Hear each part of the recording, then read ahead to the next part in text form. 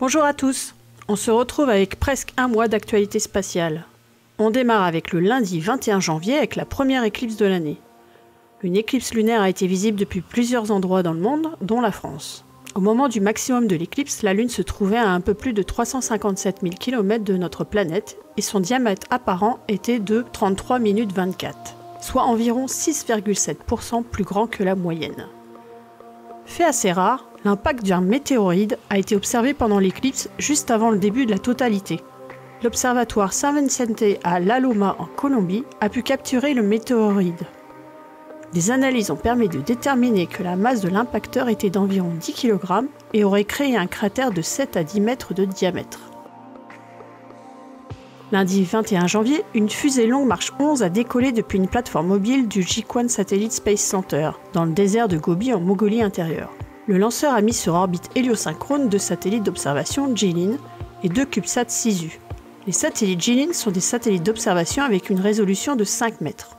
En tout, la constellation commerciale Jilin 1 compte maintenant une dizaine de satellites. L'entreprise Chengguan Satellite Technology vise 16 satellites en orbite d'ici la fin de l'année. 60 satellites en 2020 et jusqu'à 138 satellites en orbite à partir de 2030.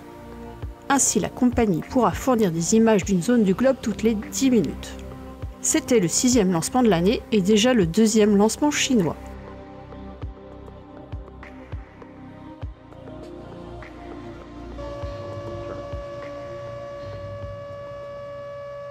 T-minus 10, 9, 8, 7, 6, 5, 4, command engine start, 2, 1.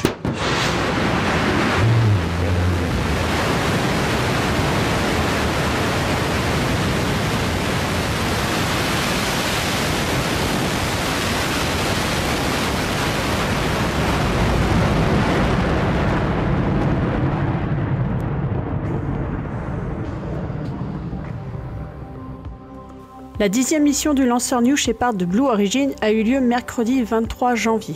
Le lancement avait été programmé une première fois le 18 puis le 21 décembre et enfin le 21 janvier, mais avait été reporté à cause d'anomalies sur les systèmes sol ou de mauvaises conditions météo. La capsule a atteint une altitude maximale de 106,9 km avant d'atterrir 10 minutes et 15 secondes après le décollage.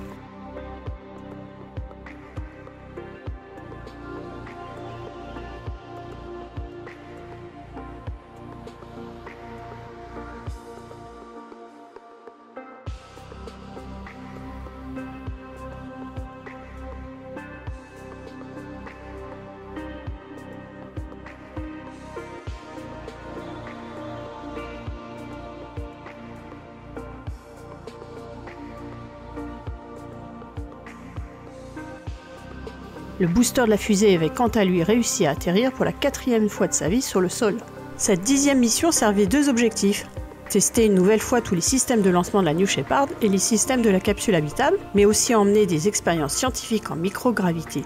La capsule New Shepard contenait 8 expériences fournies par le programme Flight Opportunities de la NASA. Ce programme organise des vols de charges utiles scientifiques et technologiques de démonstration sur des véhicules suborbitaux, des ballons à haute altitude et des vols paraboliques. Détail de ces expériences emmenées dans la 10e mission du lanceur New Shepard dans l'article dont le lien est dans la description.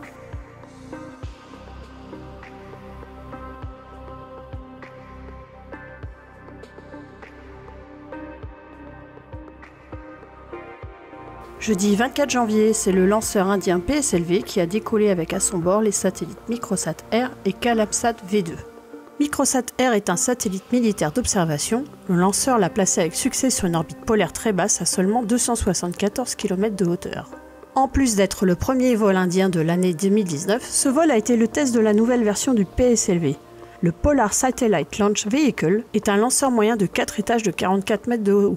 Première nouveauté, l'ajout de boosters additionnels plus gros que les 6 propulseurs d'appoint qui constituent la version XL du PSLV, mais permettant un compromis en termes de puissance entre le PSLV original et le PSLV XL. Du coup, l'Inde agrandit sa gamme de lanceurs PSLV actifs.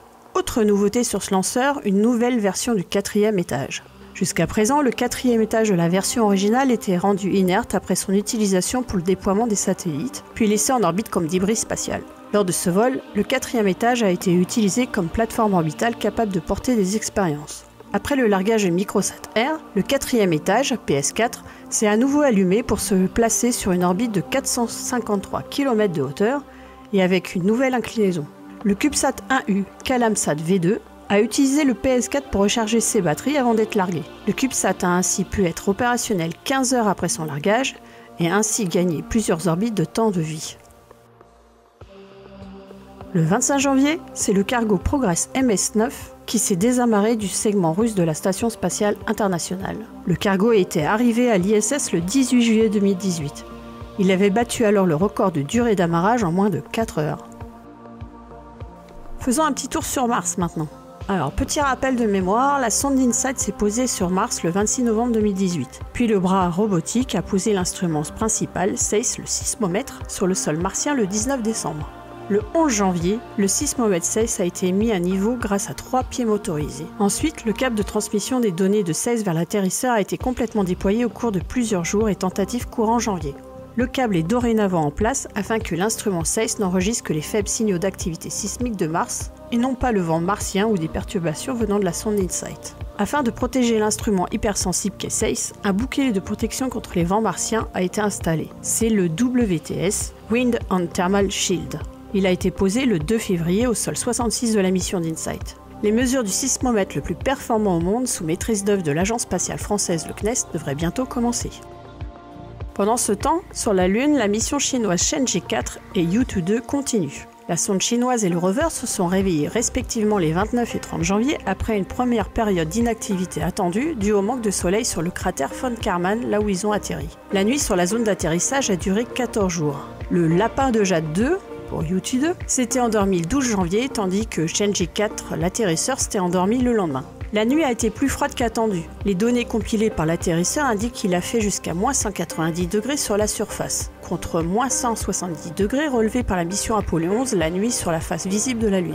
Les expériences scientifiques ont commencé pour l'atterrisseur et le rover. Depuis son déploiement, le 3 janvier, le rover Yutu 2 a roulé plus de 120 mètres. Le record de 115 mètres de son prédécesseur Yutu est donc battu. Depuis le 11 février, le lander et le rover sont à nouveau en mode veille pour survivre à leur deuxième nuit. Si tout va bien, le rover reprendra ses activités le 28 février et le lander le 1er mars. Alors pendant ce temps, le 30 janvier, la sonde américaine Lunar Reconnaissance Orbiter qui orbite autour de la Lune, comme son nom l'indique, a pris des images de Chang'e 4 et du site d'alunissage. Le but de ces images est d'étudier le comportement de la poussière lunaire soulevée lors d'un alunissage en détectant les traces laissées par l'atterrissage de Chang'e 4. A noter qu'il s'agit d'une des premières collaborations entre l'agence spatiale chinoise et l'agence spatiale américaine, la NASA, de l'histoire. Pour terminer ce volet lunaire, l'International Astronomical Union, l'IAU, l'organisme qui attribue les noms aux objets célestes, a approuvé l'attribution par l'agence spatiale chinoise des noms du site d'alunissage ainsi que de 3 petits cratères et du pic central du cratère von Karman. Tout d'abord, le site d'alunissage s'appelle désormais Stasio Tianhe. Tianhe signifie le fleuve céleste qui relie Niulang à Xinzhou, selon l'histoire du bouvier et de la tisserande, une des plus grandes légendes du folklore chinois. Les autres noms attribués au cratère proche proviennent de la même histoire. Alors, encore plus de détails sur la mission Chang'e 4 et son rover sur les articles dédiés sur le blog, dont les liens sont évidemment dans la description. Retour sur Terre en quelque sorte avec le mardi 5 février et le premier lancement de l'année pour Ariane 5. Le premier passager, en haut de la coiffe, était le satellite de télécommunication HS4 EGS-1 pour Elasat 4, Saudi Geostationary Satellite 1. C'est un satellite en fait Condosat, un satellite partagé avec une même plateforme mais 2 charges utiles de 2 clients différents.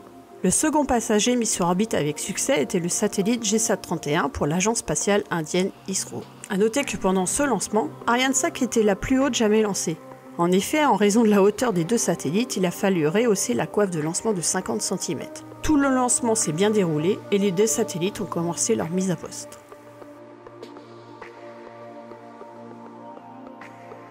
Le 4 ou 5 février, l'Iran aurait effectué un lancement de son lanceur Saphir, comme en témoignent les images avant-après du pas de tir prises par les satellites des compagnies américaines Digital Globe et Planet Lab. La petite fusée Saphir à 2 étages aurait bien fonctionné pendant une dizaine de secondes, mais aurait échoué à mettre le satellite Dousty en orbite, probablement à cause d'un problème du premier étage. Il s'agit d'un nouvel échec pour l'Iran, 3 semaines après celui du lancement du satellite Payam par une fusée Simorgh. Après 81 jours amarré à la Station spatiale internationale, le cargo Sinus NG-10 a été désamarré le vendredi 8 février.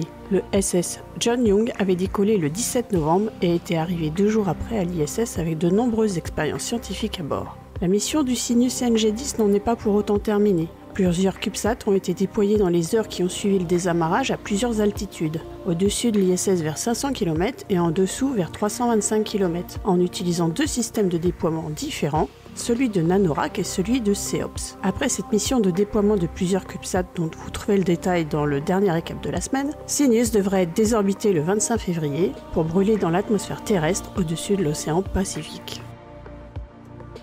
Le 12 février, on reparle de la mission InSight avec cette fois-ci le deuxième instrument principal, HPCube. Le Heat Flow and Physical Properties Package a été déposé sur le sol martien à son tour. Il va étudier l'intérieur de Mars pour en apprendre plus sur les mécanismes de formation des planètes telluriques comme Mars ou la Terre, en mesurant la température interne de la planète rouge. HPCube a été développé par l'agence spatiale allemande, le DLR. Il mènera sa mission à l'aide d'une taupe, MAUL en anglais. MAUL est un mécanisme de frappe grâce auquel la sonde creusera 5 mètres dans la surface de Mars. Plus de détails sur l'instrument dans l'article du blog et aussi sur la vidéo de Besoin d'espace. On finit le récap de ces 3 semaines d'actualité spatiale par une triste nouvelle. La NASA a annoncé le 13 février la fin officielle de la mission Opportunity sur Mars.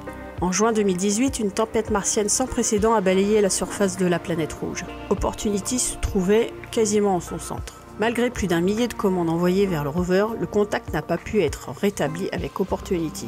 La tempête martienne a très probablement recouvert les panneaux solaires du rover d'une grosse épaisseur de poussière, ce qui a empêché que celui-ci recharge ses batteries suffisamment pour communiquer avec la Terre. Pour rappel, Opportunity a atterri sur Mars le 24 janvier 2004, 7 mois après son lancement. Conçu à l'origine pour durer 90 jours et parcourir 1100 mètres, Opportunity a largement dépassé toutes les attentes en termes d'endurance, de valeur scientifique et de longévité. En effet, Opportunity a parcouru 45,16 km sur la planète rouge. Opportunity n'a pas seulement renvoyé plus de 217 000 images, mais il a surtout aidé à mieux comprendre la géologie de la planète rouge et à comprendre l'histoire de l'eau sur cette planète. Désormais, grâce à Opportunity, les scientifiques en sont certains, Mars avait dans un passé très lointain un environnement plus chaud et plus humide, clairement habitable. Mais un changement climatique il y a environ 3 milliards d'années en a fait un monde froid et sec que l'on voit aujourd'hui. Opportunity restera donc à jamais une mission remarquable.